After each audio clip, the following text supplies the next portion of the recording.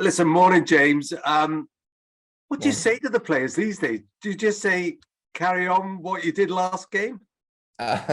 We just got to keep cliches, and I'll keep rolling them out because I mean them. Is that it is next game mentality, and it is staying in the moment to what we need to do to try and progress forward. So we'll keep doing that, analysing the game before, what areas we can improve, and then try and move forward to the next really quickly. You've had an awful long trip. You've had a lot of travelling in the last week or so. I think 880 miles was the total. Yeah. How have you managed to prepare for this game now then? So we were off yesterday because we didn't get back till 4 a.m. So we were off yesterday. We're in today. We'll try and prepare for the game like we always do. This is the travelling doesn't really. I'm not going to use that as an excuse for things. We've just got to keep preparing like we always do as best we can within the resource we got, and I think we do that particularly well. Talk about the resource. James Clark, how is he looking? Yeah, he's going to be touch and go for Friday. So we'll just have to wait and see that one's going to be a last minute one. What was it with him? It's a back issue. So I'm hoping he's going to be okay, but we'll have to just play that one by ear. If I'm being totally frank with you, that's I'll know Friday morning. So you're giving him every opportunity basically to get fit. Yeah, I think we got to. Do you have any of the injured players available again? Yes, we'll have Robbie Wilmot back for tomorrow. He's had a very good rehab program. To be fair to the physios, they've got him back quicker than what we thought. So Robbie be available, and then we're hoping Ollie Cooper's going to be available tomorrow. But that one is still probably 50-50. How much of a lift would it? I mean, after 3 wins on the bounce, you don't need much of a lift. But how much of a boost would it be to have maybe both of those back? They're good players, and I think this is about a squad collective and what we're doing and how we're doing it. So we've got to just keep going with what we're going with, and that every player at this football club has an impact on what we're trying to do. It should be a bouncing atmosphere. You've asked for big support. There's going to be fireworks again, and if it's anything like some of the games, fireworks on the pitch as well. But that's what you want, isn't it? Yeah, we just got to make sure we stay in the moment, and I keep saying that to the players about staying in the moment to concentrate on the job at hand, and that's what we got to keep doing. And the atmosphere adds to everything that we do. It gives the players a lift, it gives me a lift, it gives my staff a lift, it gives everybody a lift. And I said about trying to get 5,000 there tomorrow night, and I hope we can get close to that, because I think it adds to what we're trying to do, and the supporters are our 12th man. I'm one of them, so I know what it means to this city when the football team's doing well. So we just need everybody behind us to continue their support to try and help us keep progressing forward.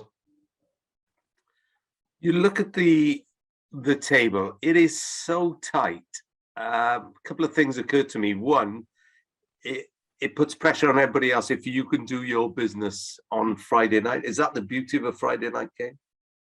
The thing with the Friday night game, first of all, it's a quick turnaround for us from Tuesday, but it's one thing we get probably a greater atmosphere to a degree, because it's that quick turnaround and the run that we're on, and the fireworks add to that, and the environment that's set out by the chairman and the board. But I can't look at, and we can't as a group look at, league tables and positions right now. All we have to do is focus on, we've got to get our performance right against Hartlepool, and it's as simple as that for me and for the team, and we have to continue to do that. But players are human, they do, don't they? They're like families. You keep pushing me, Rob. We're all human, but the thing is, we have got to literally focus on what we need to do to get the performance right, because then everything else takes care of itself, and that's what we've been doing since I've been here. So we have to keep doing that. That won't change. So you don't have to look. I can tell you that on March the 1st, when you played Forest Green, you were 14 points behind them. Now you're 7. So March the 1st, we were 14 points behind Forest Green. Yeah. Okay. Now you're 7 points behind them. What I want to ask you is, many people thought Forest Green were away and weren't in the hunt. You were, in other words, going for automatic. You were going for 2 places. Do you believe that they're still catchable? I don't know. Is the answer. We've crawled 7 points back in that short period, but they're still a good team. You know, when me and Carl were at Cardiff and Neil, that we had 4 losses on the spin over Christmas period, and then we ended up beating Sunderland 4-0 at home. I remember it was one of Chris Coleman's games when we played them. So they're a good team. So they're gonna get themselves going again, I'm sure. But all we can do is focus on us and concentrate on what we're trying to do and just go game to game. We've got 9 games to go. Nine game season now. And at the very least, what you've done is you've sort of not looked beyond, but put yourself in a position where it's not just playoffs you're going for. Because again, I think a lot of County fans thought playoffs a few weeks ago, playoffs might have been the target. Now, obviously, the ambition has to be for automatic, doesn't it? Again, we just got to keep focused on the here and now, and I can't get carried away with thinking about automatic promotion, playoffs. I've done that earlier in my career when I thought about that too much, and that was as a coach. So I've learned lessons from that and not get carried away with certain things. Is that I have to keep staying in the moment in what we're trying to do and focus on the here and now. And if we just keep developing and keep trying to do the things that we're trying to do, which is put the performance in, and all I ask the lads is to give them maximal effort. And the way that we play, if we give our maximal effort, then at least we can turn around at the end of the season. We give it our all, no matter what happens. And I take full responsibility then for everything that goes on and so on and so forth. But the lads take credit for the great work they're doing at the minute with the rest of my staff, who also have been tremendous in this period of time. So when you talk about previously, even as a coach, you got carried away, is that like you're on about when Cardiff had the 4-game losing bounce and you thought, Craig, is all falling apart? Is that something what you're talking about? Yeah, well, no, I didn't think it was falling apart. But what I'm saying is, you think of moments when you get so clear in a position in the league, and then you don't know what's behind you. You remember that time when we got promoted at Cardiff, that Fulham we went on that amazing run behind us, and we had to keep winning. So I keep thinking about from those lessons that I've learned, and I've seen it in different times. And you see different managers and coaches talk about, oh, we can do this, we can do that, which is great, and we have our own internal targets. But what's important for us is that we focus on game to game and control the controllables. So we can talk about Forest Green can get this, and Tranmere can get that, and Mansfield can do this, and Exeter win their games in hand. It doesn't really bother me. All that bothers me is that we can control what we can control, and we have to keep doing what we can do. Yeah. Last couple. Finnazaz got a great goal on Tuesday night. In a big performance for you to go all that way against the side in form, that said something, didn't it? But just how good is he, do you think? I think he's already got a promotion at this division with Cheltenham last year. So he's shown that he can churn out game after game. And what I think he's proven now is that he can do it within a style that suits him, with the way that we play and the way that we did it. Suited him at Cheltenham because he had success there as well. And we kind of ensure we give him every opportunity to develop as best they can. And what you've got behind that as well, then you've got a solid base behind him, that spine of the team with Mickey, Clarkey, with Benno, with Matty, the skipper. I think that enables them then for Finn and your James Waite and your Ollie Coopers, your Dom Telfords, your Rob Streets, your Fishers, your Lewis Collinses, to then be able to go and do what they can do. And I think that's really important, is that Finn's getting the plaudits for that performance, and rightly so. But then that solid base behind us, the way that Mickey and Clarkey defended on Tuesday night was fantastic. Because he's being linked at some media reports that championship clubs are looking at him. Yeah.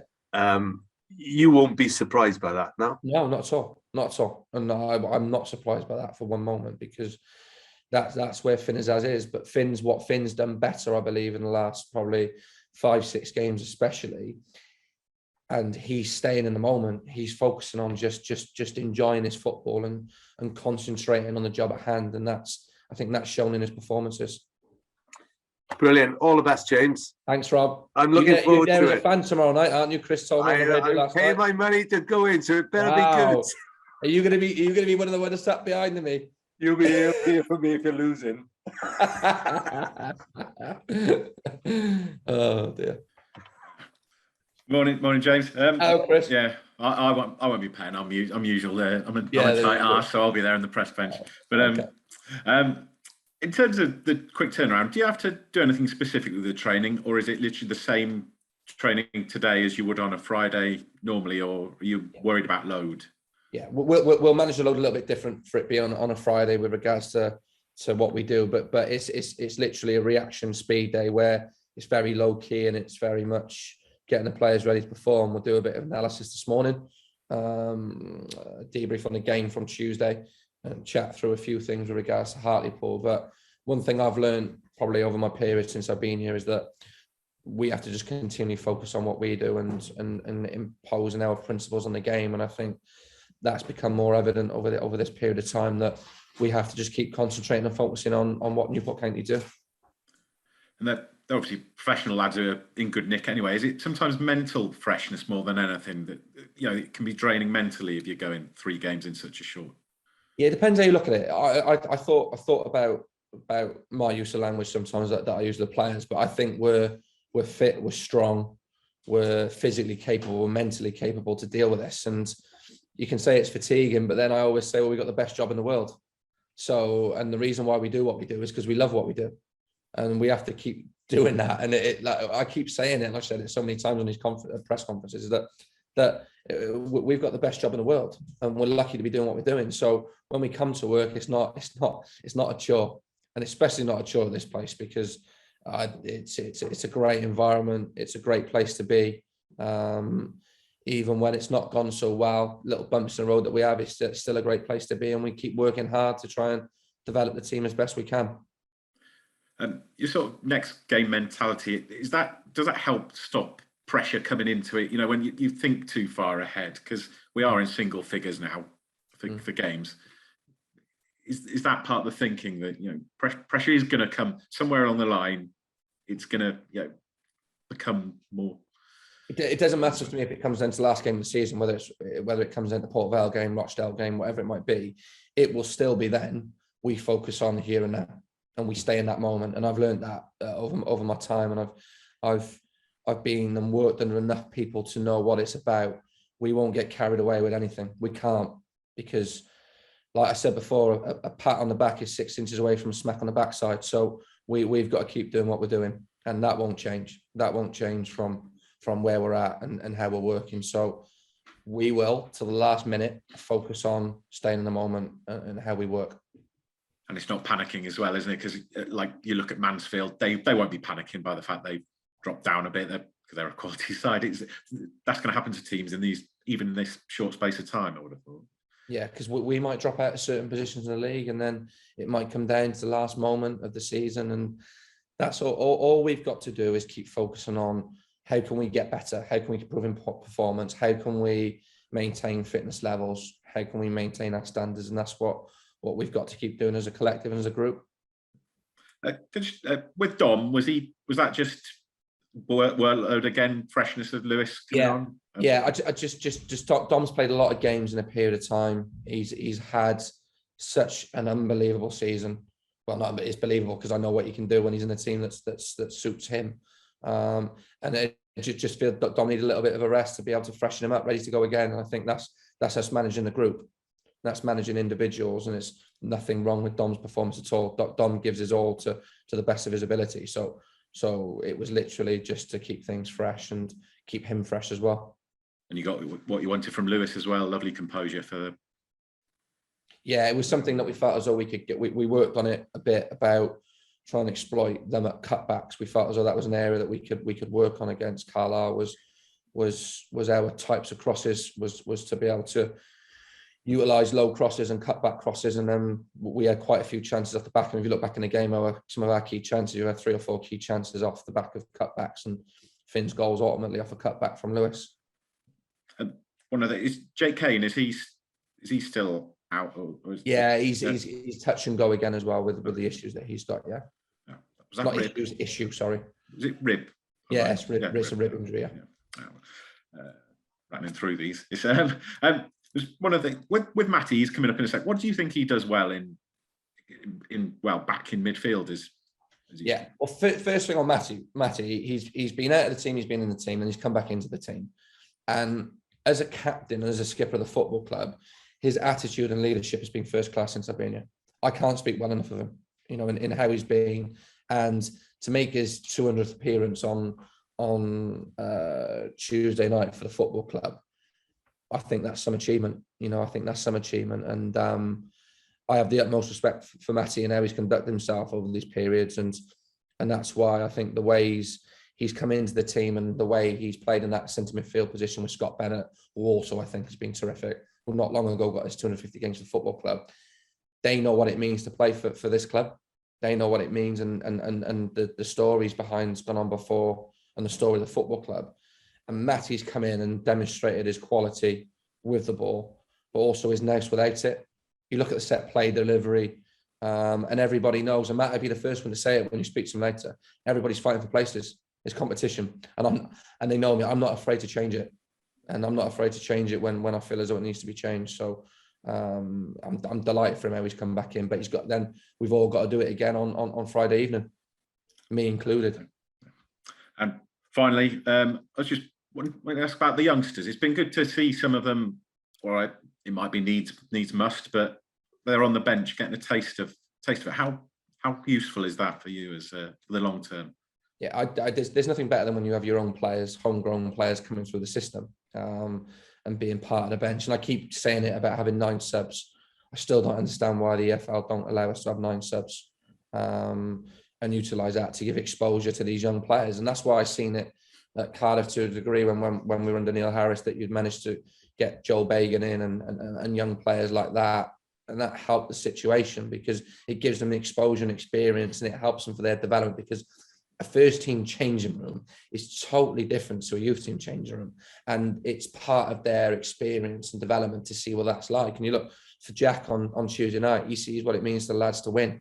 And ultimately it's in this situation, it's people's livelihoods on the line. That's how you look at it with regards to playing careers, jobs, etc., etc. And they need to understand what that's about, and they see that. And that's where I get disappointed when we haven't got 9 subs, because ultimately you just use young lads. And we've had a couple of issues with the young lads in a sense of illnesses at the minute, so that hasn't been great. Harrison was out through an illness. Sonny Lewis took a bang to his knee, then was ill. So it's been. I was disappointed with Harrison, because I'm not disappointed he's ill, because that's life, that happens. But I feel Harrison could have. I have no problem in Harrison stepping up to the plate at all. I have no problem putting Harrison in. I was going to say that you feel, although you are a bit low on numbers, but they're red Eve needed. You've got no. Yes, for me at this moment in time, especially Harrison Bright. There's still areas to develop and improve, of course, because he's a young lad. But I've got no problem in putting him in. No problem at all. All good.